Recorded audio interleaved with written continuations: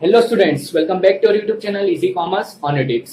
आज हम इस वीडियो में डिस्कस करने वाले about the last element of P&L appropriation account. और ये एलिमेंट अगर आपका कंप्लीट हो गया, मतलब आप P&L अप्रोप्रिएशन के लिए वैलिड हो चुके हो, आप अब कैसा भी P&L अप्रोप्रिएशन आ जाए, हमने सभी एलिमेंट्स को सभी तरीके से कंप्लीट कर लिया है।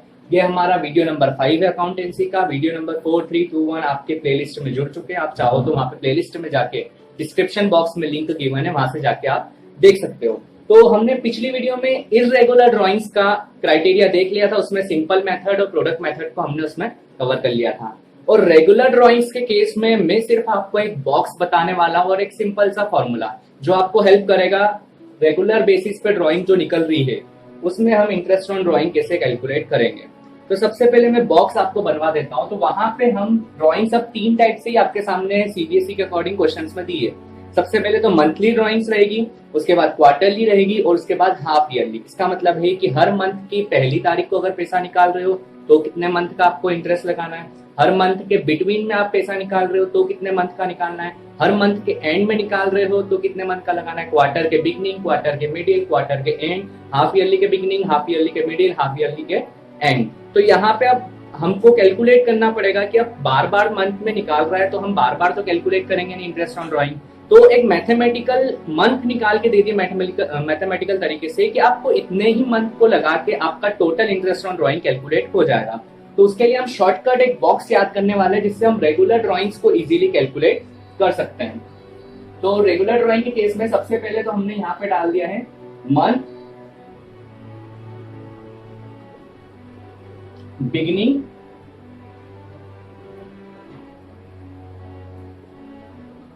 मिडिल और एंड। ध्यान से समझना, बहुत काम की चीज आपके सामने आ रही है। यहाँ मंथ नहीं डालते, हम पर्टिकुलर कर लेते हैं, ठीक है। अब यहाँ पे मैं 3 सेक्शन में डिवाइड कर देता हूँ। 3 कौन कौन से सेक्शन? मंथ, क्वार्टर और हाफ ईयर।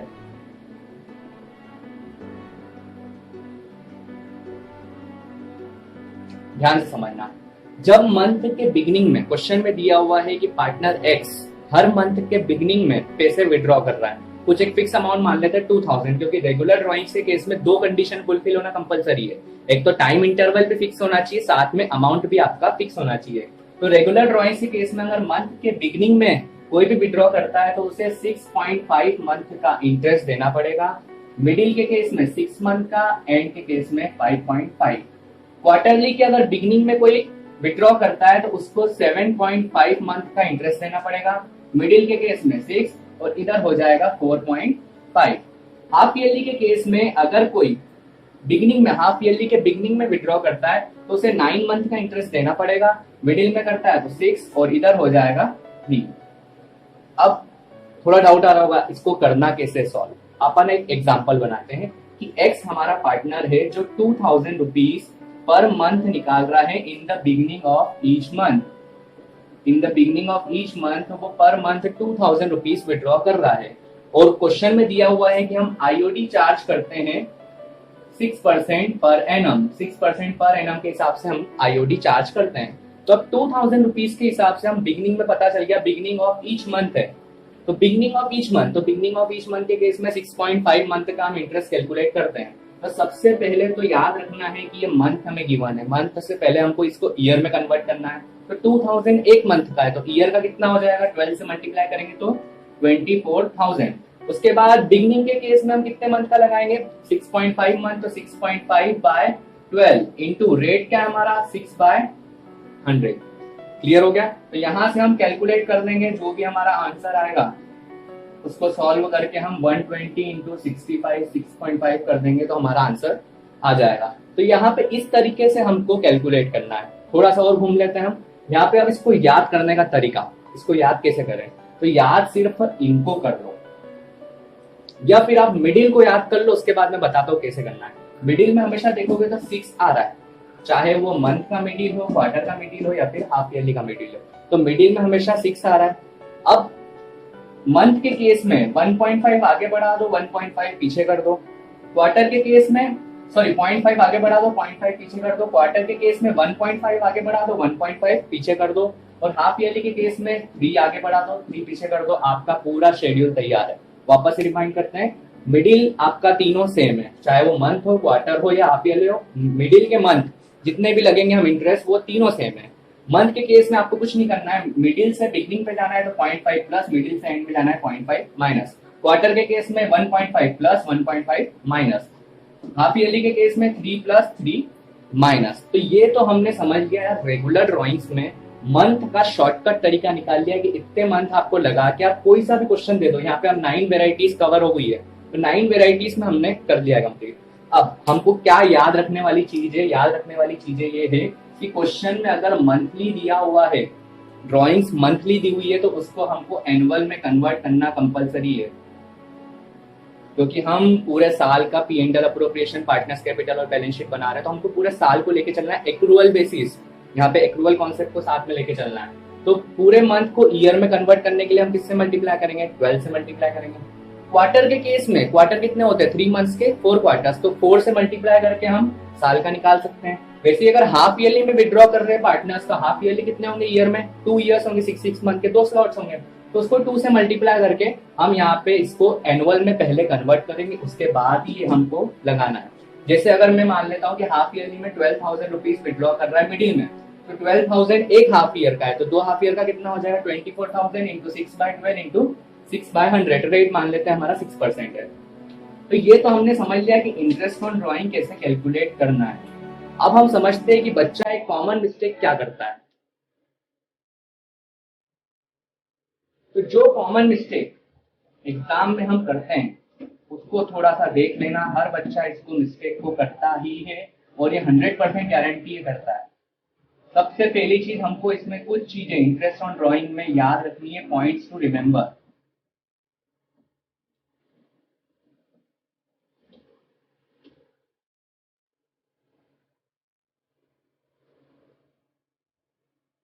तो क्या क्या चीजें हमको याद रखनी है वो देखते हैं हम। तो सबसे पहली चीज, points to remember.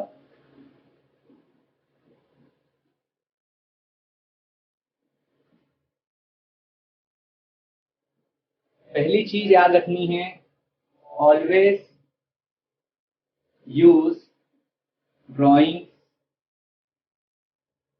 Of per year या फिर फुल ईयर। ध्यान से समझना, गलती पहली ये करता है, हर बच्चा करता है कि उसको ईयर में कन्वर्ट करना भूल जाता है। अगर ऑलरेडी आपका पर एनम लिखा हुआ है तो कोई दिक्कत नहीं है, पर इन केस वो मंथ में दे रहा है तो हम क्या करते हैं, जल्दीबाजी में मंथ को ही डायरेक्ट मल्टीप्लाई कर देते हैं। तो वैसा नहीं करना है, पहले मंथ को ईयर में कन्वर्ट करेंगे, उसके बाद ही इंटरेस्ट ऑन ड्राइंग कैलकुलेट करेंगे। सेकेंड जो रहेगी चीज हमको रिमेंबर करनी है, if date of drawings is not specified, if date of drawings is not specified, अगर date of drawings specify नहीं है, then use 6 months for calculation of drawings, calculation of interest on drawing। इस point को अच्छे से याद कर लेना, यहाँ पे बच्चा 100% मिस्टेक करने वाला रहता है।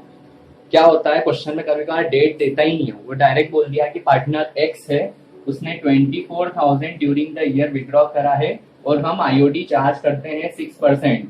अब 6% पर एनम लिख के छोड़ दिया उसने, तो पर एनम लिखा हुआ है, इसका मतलब है कि साल का हम 6% लगाते हैं और डेट स्पेसिफाई नहीं है। तो हमारा पॉइंट याद रखना, if date of drawings is not specified, अगर पार्टनर की ड्राइंग की डेट स्पेसिफाई नहीं है तो उस केस में कुछ नहीं करना है आपको। 24,000 इंटू 6/100 इंटू रेट क्या हमारा चल रहा है, मंथ, हम 6 मंथ के हिसाब से लगा देंगे, मतलब एवरेज बेसिस पे हमको 6 मंथ की ड्राइंग्स को कैलकुलेट करना है। तो ये हमारा पॉइंट हो गया। इन केस अगर ऐसा दिया रहता, सिर्फ नॉर्मल 6% दिया रहता, पर एनम अगर पीछे नहीं लिखा हुआ है, तो उस केस में ये समझ लेना कि ये एवरेज बेसिस पे इंटरेस्ट दिया हुआ है। वापस से बोल रहा हूँ, अगर पर एनम लिखा हुआ है पीछे, डेट क्वेश्चन में दी नहीं है ड्रॉइंग्स की, तो 6 मंथ लगा दूंगा मैं। और इन केस पर एनम नहीं लिखा हुआ है तो मेरे को 6 मंथ लगाने की जरूरत नहीं है, क्योंकि क्वेश्चन के अकॉर्डिंग ये एज्यूम करा हुआ है कि ये 6 मंथ एवरेज बेसिस पे इंटरेस्ट आपको दिया हुआ है, मतलब ऑलरेडी इसने एवरेज निकाल के ही दिया हुआ है। यहाँ पे कोई अपने को झोल-झाल नहीं करना है। अगर पीछे पर एनम नहीं लिखा है तो 6/12 लगाने की जरूरत नहीं है, और हाँ पर एनम लिखा है तो 6/12 करना पड़ेगा। तो ये हमारा पूरा कॉन्सेप्ट हो गया है। P&L अप्रोप्रिएशन के सारे एलिमेंट कवर कर लिए, चाहे वो इंटरेस्ट ऑन ड्रॉइंग हो, इंटरेस्ट ऑन कैपिटल हो, कमीशन हो, सैलरी हो, सभी एलिमेंट्स को हमने कवर कर लिया है। अब नेक्स्ट वीडियो से हम स्टार्ट करने वाले पार्टनर्स कैपिटल अकाउंट। अब आप चालू कर सकते हो P&L अप्रोप्रिएशन के जितने भी वेराइटीज ऑफ क्वेश्चन रहेंगे। और हाँ, वैसे हम नेक्स्ट वीडियो में 1-2 क्वेश्चंस भी देखने वाले हैं जो आपके पूरे कॉन्सेप्ट को कवर कर लेंगे। Till then, thank you. Subscribe now and press the bell icon. Never miss an update.